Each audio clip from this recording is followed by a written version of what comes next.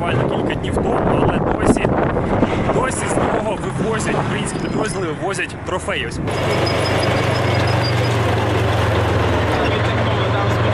Ми під'їхали десь до краю села.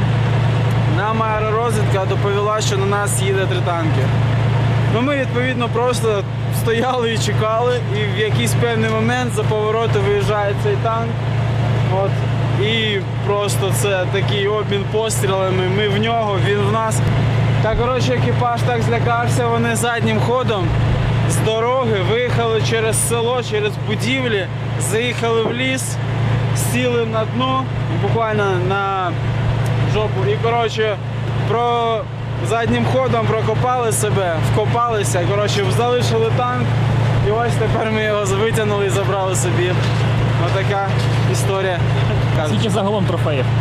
Загалом ми з Лук'янівки забрали 3 танки. 3 танки, так. Заїхали одним, забрали ще 3. Якось так.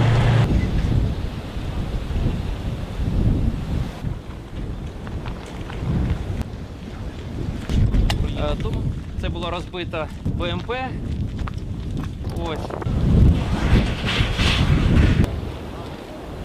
Бачите, на фоні тут пам'ятник бійцям Другої світової війни, і символічно те, що з іншого боку підбитий російський танк Т-72, ось він.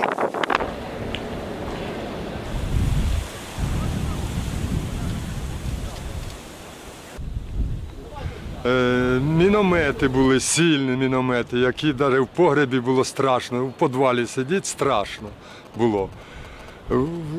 Танки стріляли, артилерія стріляла, і кулемети, все, що тільки можливо є, все те. Супротив був теж, звісно, для наших військових немалий.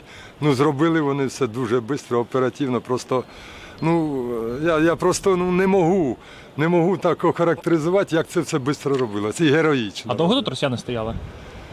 З 2 березня. Як вони себе поводили?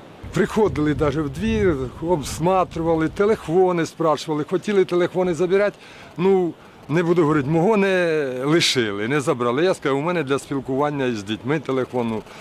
Кажу, є можливість залишити, він мені потрібен. І я його купляв не для того, щоб ви його роздавили. А нам запрещали, там по дорозі переміщатися забороняли вони нам. Ми практично у дворах сиділи без виходя, чуть ли не місяць.